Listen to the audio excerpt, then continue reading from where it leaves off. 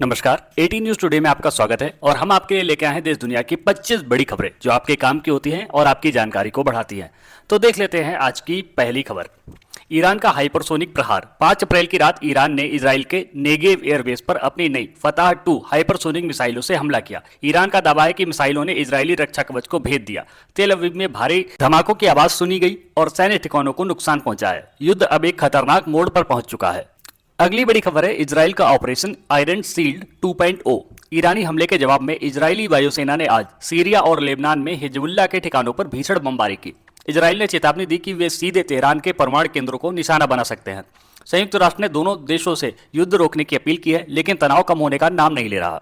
और वहीं अमेरिका ने तैनात किए B-52 बॉम्बर्स। मध्य पूर्व में बढ़ते तनाव को देखते हुए अमेरिका ने आज कतर के सैन्य अड्डे पर अपने घातक B-52 बम वर्षक विमान तैनात कर दिए हैं। पेंटागन ने कहा कि यह कदम इजराइल की सुरक्षा सुनिश्चित करने के लिए है। रूस ने इस पर कड़ी आपत्ति जताते हुए कहा कि अमेरिका आग में घी डालने का काम कर रहा है। अगली बड़ी खबर है भारत का ऑपरेशन रक्षक सक्रिय। युद्ध क्षेत्र में फंसे 20,000 भारतीयों को निकालने के लिए केंद्र सरकार ने आज ऑपरेशन रक्षक शुरू किया। वायुसेना के C-17 ग्लोब मास्टर विमानों ने पहली खेप के साथ दिल्ली में लैंड किया। विदेश मंत्री ने कहा, जब तक आखिरी भारतीय सुरक्षित वापस नहीं आता रेस्क्यू मिशन जारी रहेगा। नागरिकों को बंकर में रहने की सलाह दी गई है। अगली खबर है तेल की कीमतों में रिकॉर्ड उछाल। ईरान इजराइल युद्ध के कारण वैश्विक बाजार में कच्चे तेल की कीमतें आज $115 प्रति बैरल के पार पहुंच गई। भारत में पेट्रोल और डीजल के दामों में 5 से 8 रुपए के बढ़ोतरी की आशंका जताई जा रही है। शेयर बाजार में आज 1200 अंकों की भारी गिरावट दर्ज की। अगली बड़ी खबर है भारत बना 6G तकनीक का ग्लोबल हब। प्रधानमंत्री ने आज दिल्ली में भारत के पहले पूर्णतः स्वदेशी 6G नेटवर्क का सफल परीक्षण किया। उन्होंने घोषणा की कि 2027 तक भारत के 50 शहरों में अल्ट्रा फास्ट 6G सेवा शुरू हो जाएगी। यह तकनीक इंटरनेट की गति को 100 गुना बढ़ा देगी। दुनिया भर की टेक कंपनियां अब भारत के साथ मिलकर काम करना चाह रही हैं। अगली खबर है वाराणसी में सौर क्रूज सेवा शुरू। उत्तर प्रदेश के वाराणसी में आज देश की पहली सौर ऊर्जा संचालित क्रूज सेवा का उद्घाटन हुआ। यह क्रूज बिना शोर और प्रदूषण के गंगा की लहरों पर पर्यटकों को सैर कराएगा। पर्यटन मंत्रालय ने इसे ग्रीन टूरिज्म की दिशा में बड़ा कदम बताया है। काशी के घाटों पर अब श्रद्धालुओं को आधुनिक और स्वच्छ यात्रा का अनुभव मिलेगा। अगली खबर है संसद में अंतरिक्ष पर्यटन बिल पेश। सरकार ने आज लोकसभा में भारत का पहला अंतरिक्ष पर्यटन विधेयक पेश किया। इसके तहत निजी कंपनियों को अंतरिक्ष यात्रा में लाइसेंस दिए जाएंगे। इसरो ने कहा कि 2030 तक आम भारतीय भी अंतरिक्ष की सैर कर सकेंगे। यह बिल भारत को वैश्विक अंतरिक्ष अर्थव्यवस्था में एक प्रमुख खिलाड़ी बनाने के लिए लाया गया है। अगली खबर है बिहार में एथेनॉल क्रांति का आगाज।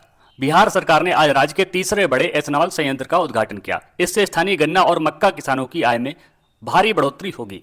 मुख्यमंत्री ने कहा कि बिहार जल्द ही देश का एथेनॉल हब बनेगा। इस प्लांट से हजारों युवाओं को प्रत्यक्ष और अप्रत्यक्ष रूप से रोजगार मिलने की उम्मीद जताई जा रही है। अगली खबर है महाराष्ट्र में smart policing app. Mumbai police ने आज निर्भया AI ऐप लॉन्च किया जो महिलाओं की सुरक्षा के लिए AI तकनीक का उपयोग करता है। संकट के समय केवल फोन हिलाने पर यह ऐप तुरंत कंट्रोल रूम को लाइव लोकेशन और वीडियो भेज देगा। महाराष्ट्र सरकार ने इस तकनीक को राज्य के सभी बड़े शहरों में लागू करने का निर्णय लिया है। अगली खबर है मध्य प्रदेश में चीता सफारी का शुभारंभ। कूनो नेशनल पार्क में आज से पर्यटकों के लिए चीता सफारी औपचारिक रूप से शुरू कर दी गई। पर्यटक अब सुरक्षित गाड़ियों में बैठकर इन तेज रफ्तार जानवरों को देख सकेंगे। वन विभाग ने पर्यटकों को विशेष गाइडलाइंस जारी की है। इससे राज्य के पर्यटन राजस्व में भारी बढ़ोतरी की उम्मीद जताई जा रही है। अगली बड़ी खबर है तमिलनाडु में ई व्हीकल प्लांट। चेन्नई के पास आज दुनिया के सबसे बड़े इलेक्ट्रिक स्कूटर प्लांट का विस्तार किया गया। अब यहां से सालाना 1 करोड़ स्कूटर बनाने का लक्ष्य है। तमिलनाडु सरकार ने ईवी उद्योग के लिए विशेष सब्सिडी की घोषणा की है। राज्य अब दुनिया के ऑटोमोबाइल हब के रूप में अपनी पहचान और मजबूत कर रहा है। अगली खबर है वैज्ञानिकों ने बनाई कृत्रिम पत्ती। बेंगलुरु के वैज्ञानिकों ने आज एक ऐसी आर्टिफिशियल लीफ विकसित की है जो असली पत्तियों से 100 गुना तेजी से कार्बन सोखकर ऑक्सीजन छोड़ती है। इससे शहरों की ऊंची इमारतों पर लगाया जा सकेगा। यह तकनीक ग्लोबल वार्मिंग से निपटने के लिए गेम चेंजर साबित हो सकती है। सरकार ने इस प्रोजेक्ट को बड़े पैमाने पर लागू करने का फंड दिया है। अगली अच्छी खबर है दिमाग से चलने वाला कंप्यूटर माउस। एलन मस्क की कंपनी न्यूरालिंक ने आज अपना नया चिप पेश किया जिससे विकलांग लोग केवल सोचकर कंप्यूटर चला सकेंगे। परीक्षण के दौरान एक मरीज ने केवल दिमाग की लहरों से गेम खेलकर दिखाया। यह चिकित्सा और तकनीक के मिलन का ऐतिहासिक क्षण है। अगले साल से इसका व्यावसायिक उत्पादन शुरू होने की संभावना है। अगली खबर है भारत का अपना AI डॉक्टर ऐप। सरकार ने आज आरोग्य AI लॉन्च किया जो लक्षणों के आधार पर बीमारियों का सटीक निदान कर सकता है। यह ऐप 12 भारतीय भाषाओं में उपलब्ध है। ग्रामीण इलाकों के लिए यह वरदान साबित होगा जहां विशेषज्ञों की कमी है। हालांकि गंभीर स्थिति में यह तुरंत पास के अस्पताल को अलर्ट भेजने की सुविधा भी देता है। और वहीं अमेरिकी राष्ट्रपति डोनाल्ड ट्रंप ने ईरान के खिलाफ बिजली संयंत्र और पुलों पर हमले की चेतावनी जारी की है, जिसके बाद तेहरान ने भी सैन्य तैयारियां बढ़ा दी हैं। इस बीच होर्मुज जलडुमरू मध्य पर अमेरिकी रक्षा मंत्री ने ऑपरेशन बहुत जल्द शुरू करने का संकेत दिया है, जिससे तेल की आपूर्ति पर गहरा संकट छाया हुआ है। तेहरान ने ट्रंप की समय सीमा को खारिज कर दिया है और इसे युद्ध अपराधों के लिए उकसाना बताया है। ईरान ने भी अपनी सभी सैन्य तैयारी बढ़ा दी है और जवाबी कार्रवाई की चेतावनी दी है। अगली खबर है, इजरायली सेना ने ईरान के खिलाफ ऑपरेशन रोअरिंग लायन नामक नए बड़े दौर की सैन्य कार्रवाई शुरू कर दी है, जिसमें तेहरान के आसपास कई सैन्य और लॉजिस्टिक्स सुविधाओं पर हवाई हमले किए गए। इसके जवाब में ईरान ने लंबी दूरी के बैलिस्टिक मिसाइल इजरायल की ओर दागे, जिनमें ज्यादातर को वायु रक्षा प्रणाली ने रोक दिया। अगली बड़ी खबर है, कुवैत के एक बड़े बिजली और पानी के प्लांट पर ईरान समर्थित ड्रोन के हमले के बाद देश की ऊर्जा और जल आपूर्ति में बड़ी दिक्कत आ गई और नागरिकों को लंबे समय तक बिजली कटौती झेलनी पड़ी। कुवैत सरकार ने इसे आतंकवादी हमला करार देते हुए संयुक्त राष्ट्र और अमेरिका से तुरंत हस्तक्षेप की मांग की है। कुवैत के बिजली और पानी के प्लांट पर यह हमला बेहद चिंताजनक है, खासकर जब यह नागरिकों की बुनियादी जरूरतों बिजली और पानी को प्रभावित कर रहा है। ऊर्जा और जल आपूर्ति बाधित होने से न केवल आम जीवन ठहर जाता है, बल्कि अस्पतालों में भी अन्य सेवाएं रुक जाती हैं।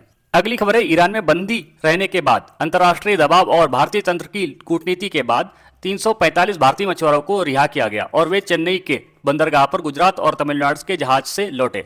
सरकार ने इन मछुआरों को तुरंत चिकित्सा जांच और वित्तीय सहायता देने का वादा किया है। इस दल में कुल 345 लोग शामिल थे, जिनमें से अधिकांश तमिलनाडु के रहने वाले हैं। इसमें 327 मछुआरों का एक शुरुआती जत्था और उसके बाद 18 लोगों का एक दूसरा जत्था शामिल था।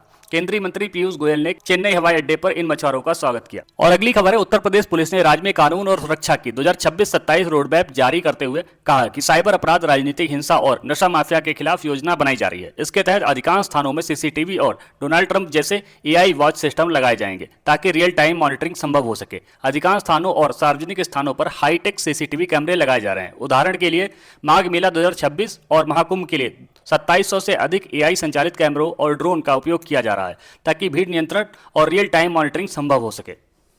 तो ये थी देश दुनिया की इंपॉर्टेंट खबरें और आपसे अनुरोध है कि हमारे चैनल को सब्सक्राइब कर लीजिए, जिससे हमें भी प्रोत्साहन मिलता रहेगा और आपको भी डेली न्यूज़ मिलती रहेगी। और पूरा वीडियो देखने के लिए बहुत बहुत धन्यवाद। आपका समय शुभ हो।